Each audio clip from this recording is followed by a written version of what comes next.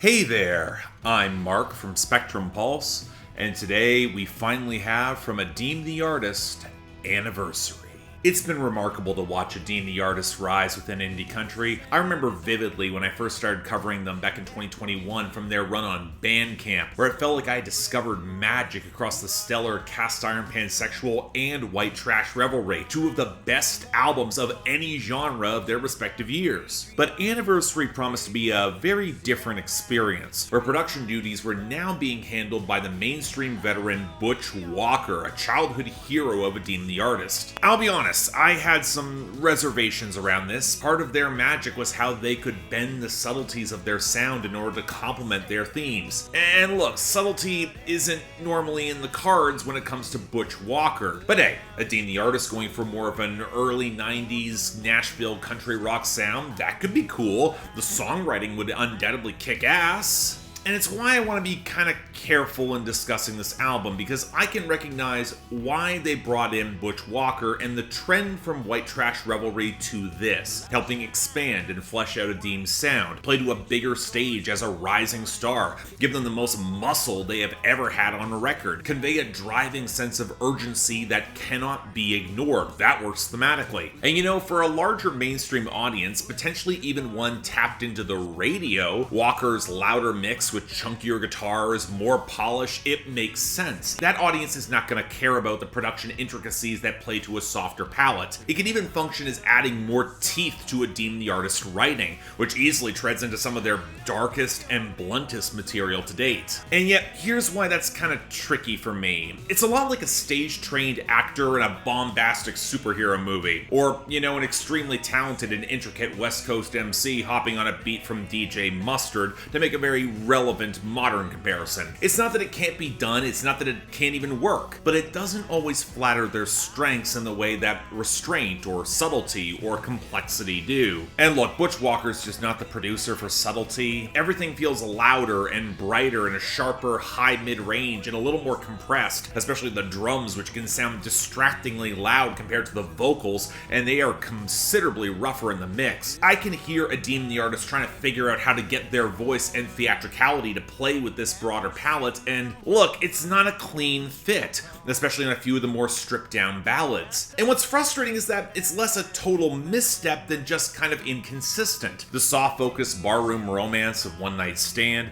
the driving blur of anger and fear on Nightmare, the delicate contemplation of time in a relationship on Part and Parcel, and then when watching their child grow up on Rotations, the heartbroken horror of Night Sweats at seeing the violent devastation in Gaza. Those songs, they absolutely work, but then you get a song like Socialite Blues with a big brass band, and on top of being an aesthetic choice of which I've never been that fond of, that's a me thing, it's also easily the clunkiest song on the album, and I wish I could say it just stopped with the production, because then when we get to the writing and themes, and where I'm reminded that my favorite Adeem the Artist songs, they're emotionally complex, and they're often very specific. Middle of a Heart, Judas, Reclaim My Name, You Should Have Been a Cowboy.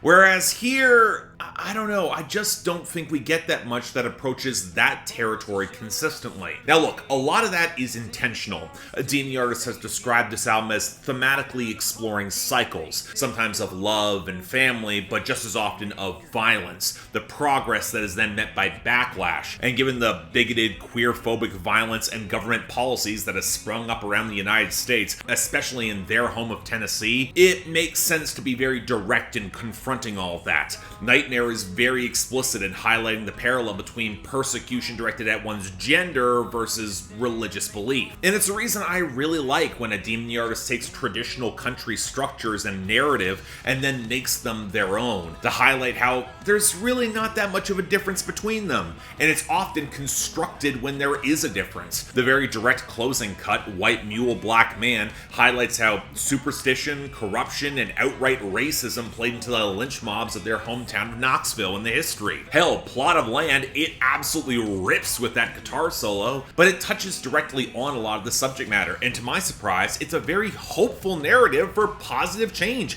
things could very well get better. Plus, Adeem the Artist is aware of their place in those cycles and will extend a lot of empathy. That's always been a strength of theirs. Wounded Astronaut confronts examples where they were a bad friend or partner to women. Nancy describes a relationship that alternates between mutually destructive but also genuinely tender, and it's hard not to escape the feeling of culpability behind the atrociously cynical and wrong-headed US foreign policy on Night Sweats. Now granted, I'm not sure the sequencing of this project does that many favors. The album ends on a very grim note with the final two songs, and while it is effective in its messaging, I think the writing gets there, it does color the overall mood of the project to feel more melancholic. And when you got tracks like Carry You Down that feels a little bit lyrically thin, then followed immediately by Socialite Blues in the middle, it winds up feeling more uneven. But as a whole, look, I know this is coming off as more negative than it arguably should be, which kind of might be apropos given this album, but I want to stress this is not bad by any means. It often feels like it's tipping towards greatness. And if you're more of a fan of the beefier radio country rock sound, especially calling back to the early to mid-90s, this is a more accessible and immediate project. You can't argue that progression to it was not set up, nor that it doesn't succeed in what it sets out to do. My frustration is that in the context of their previous albums,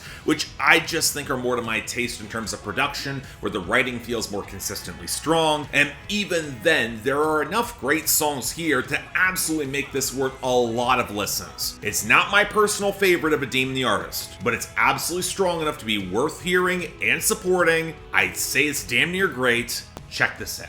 So yeah, thanks a lot for watching. If you want to see more, please be sure to like, share, drop comments, and subscribe. I know this review is going to come across as more negative because I am focusing on some of that, partially because I hope this is not coming across as nitpicking. I just felt like the production bounced off me in a really awkward way, especially as Adeem the Artist really has a lot of production elements in their sound that I think kind of get blunted a little bit with this broader, larger approach. It just doesn't flatter them as much as it should, and that's so frustrating. It's also one of the reasons this review took me so long to get to. I've been listening to this for the past week, and I really wanted to love it. It's just, I don't know, it just kind of bounced off me, not as much as I would like. There's parts of this album I think are great. I would say overall it's there, just not the territory of their best. That's all.